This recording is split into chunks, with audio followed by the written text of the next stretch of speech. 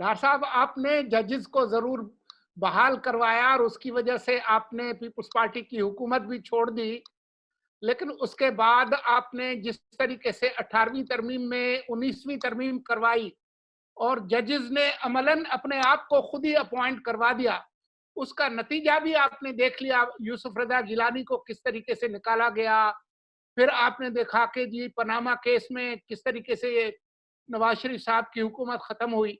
तो आपकी जो कुर्बानियां हैं वो तो रंग लाई आखिरकार। जी बस बड़ा अच्छा सिला मिला जी, बिल्कुल आप सही कह रहे हैं। कभी कभी मियां साहब लाइटर नोट पे कहते हैं कि हमने ये सारी कुर्बानी, और वो अपनी जान हथेली पे रख के गए। यानी सेनेटर कैरी जो उस वक्त सेक्रेटरी ऑफ स्टेट था, वो उनको कॉल कर रहा था मियां नवाज शरीफ को कि जी आप please take care of your security, don't go out of the vehicle. ये अमेरिका से वो फोन कर रहा है। और ये जो हमने किया, अब ये भी एक बड़ी दुख भरी कहानी है। हमने मुल्क के लिए किया जी, हजारों के लिए किया। एक डिक्टेटर का काम किया हुआ जो उसने सेकंड मार्शल लगाई थी उसके लिए किया, उसको खत्म करने के लिए किया। और आप देखें कि जो 30 दिन का वादा था पूरा नहीं हुआ, क्योंकि नए जो चीफ जस्टिस आ चुके थे वो सूट करते थे शायद उस वक्त की हुकूमत को। वो उन्होंने कहा जी हम नहीं कर सकते।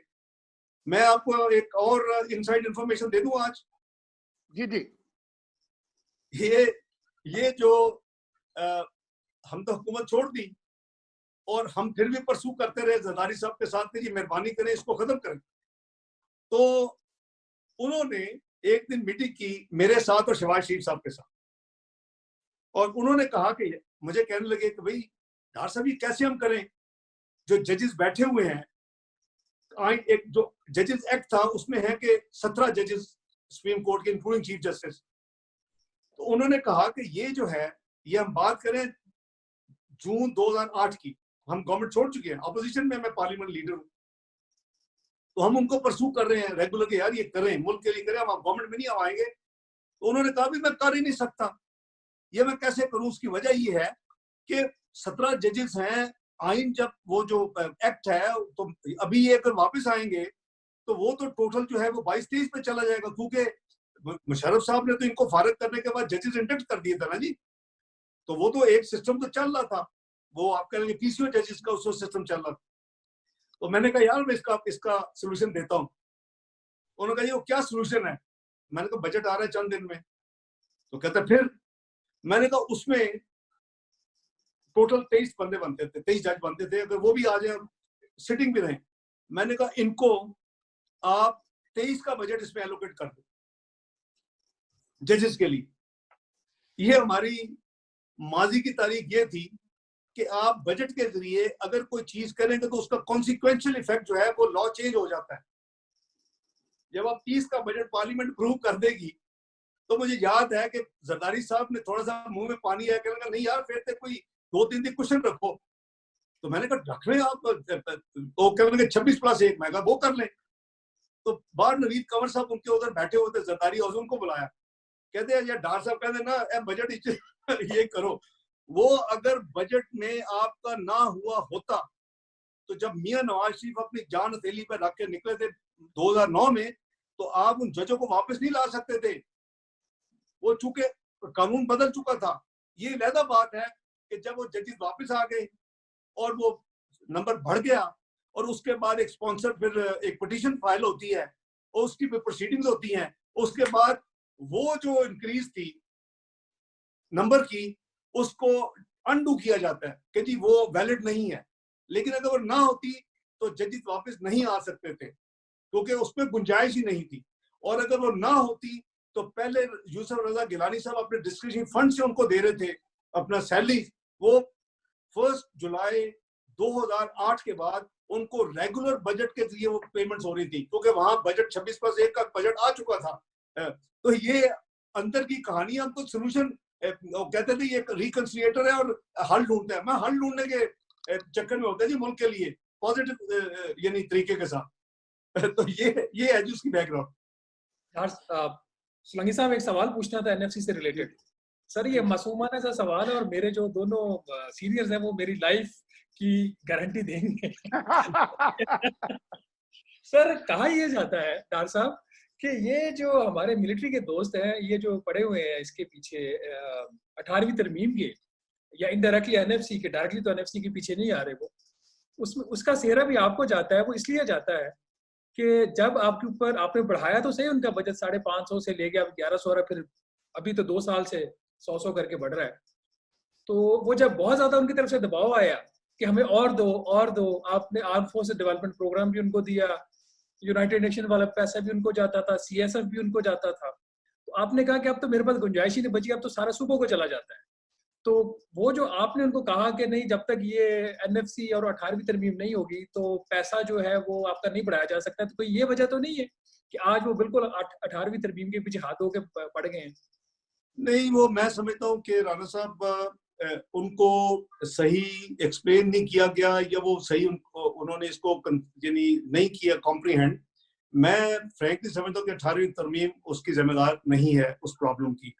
दूसरी, एनएफसी, मैं समझता हूँ कि जैसे मैंने कहा कि अगर हम अपनी जिस प्रोग्रेस के साथ, मैं बार बार रिपीट इसलिए कर रहा हूँ कि हमने इसी एनएफसी और इसी 18वीं तरमीम के साथ अपने मुल्क को चलाया है 5 साल और हमें कोई मसला नहीं हुआ, और हमने बड़ी खुशी के साथ हर चीज की है, कोई ऐसा मसला नहीं है। तो ये एक मीडिया में स्पेकुलेशन है कि जी मेरी लड़ाई किस वजह से है, या ये क्या है, या वो, ये सारे मफरूजे हैं। मेरा ख्याल है मुल्की मफाद में किसी सही वक्त पे, को 20 साल डाउन द लाइन फिर इसको डॉक्यूमेंट करेंगे किताबों की शक्ल में। मैं एक चीज बता दूं, मैं बिल्कुल क्लियर हूँ राणा साहब एंड रजा साहब एंड मुर्तजा साहब, जो भी मैं हूं या कोई और, अगर उसको अल्लाह ताला ये जिम्मेदारी देते हैं इस मुल्क के खजाने को लुक आफ्टर करने की, तो fiscal discipline is the name of the game. वो मुझ पे भी उस पर लागू होगा, एक पीएम पे भी होगा, और स्ट्रॉन्ग से स्ट्रॉन्ग अदारा जो होगा उस पर भी होगा। बस मेरा ख्याल है इसका जवाब इतना काफी है कि मैं अल्हम्दुलिल्लाह, मेरा कॉन्शियस क्लियर है कि जहां मैंने अल्हम्दुलिल्लाह मुस्लिम लीग नून मियां नवाज शरीफ की ब्लेसिंग से, पार्लियामेंट के अप्रूवल से वो डबल किया 5 साल में, लेकिन जहां मुझे कोई मुल्क की इंटरेस्ट में कोई रेजिस्ट करना पड़ा या कुछ समझाना पड़ा, वो मैंने किया और वो करना चाहिए। वो अगर नहीं होगा तो फिर कोई भी मुल्क जो है ना, वो इसी मसाइल का शिकार होगा जिसका आज हम जिसको विटनेस कर रहे हैं।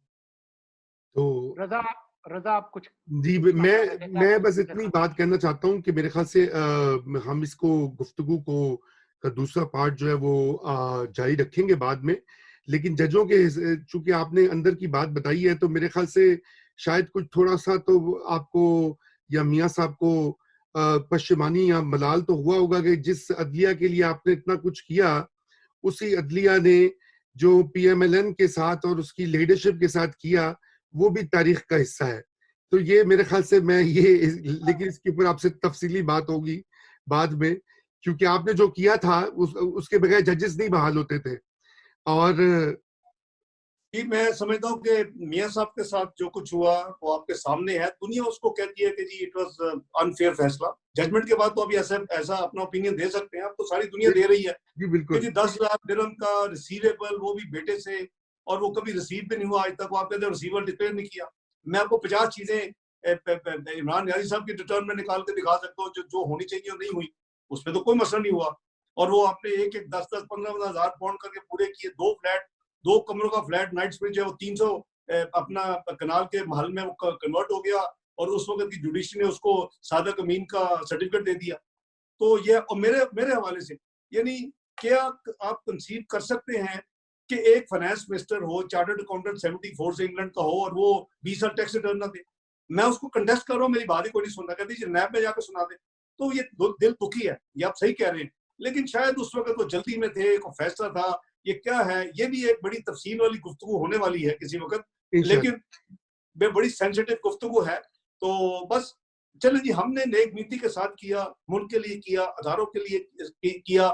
मियां नवाज शरीफ ने, जैसे मैंने कहा, कि जान हथेली पे रख के वो काम किया, वरना तो जुडिशरी कहाँ उस वक्त जजेस आजाद हो रहे थे।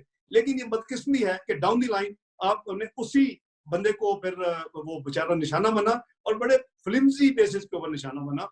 तो अल्लाह करे कि वक्त आए कि जब ये चीजें करेक्टिव मेजर में जाएं, इसको रिवर्स किया जाए।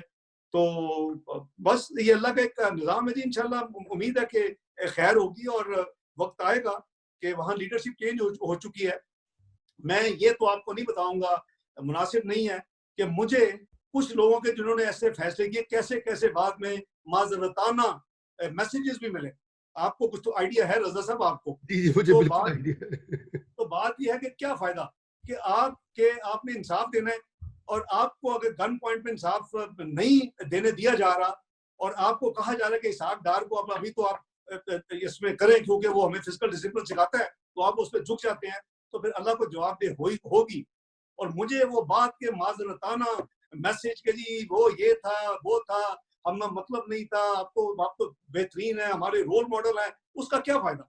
तो मैं कहता हूँ अच्छा यार, मैंने अल्लाह के सुपुर्द कर दिया, वो फेवद अमरी इल्लल्लाह इन्नल्लाह बसीरुम बिल इबाद, मैंने अल्लाह के सुपुर्द मामला किया है। और मैं देख रहा हूँ कि जिन लोगों ने ये किया है वो जलीलो ख्वार हो रहे हैं। आज वो जिम खाना में जाके वोट नहीं डाल सकते, और माल रोड की सड़क पे आके फ्री वॉक नहीं कर सकते।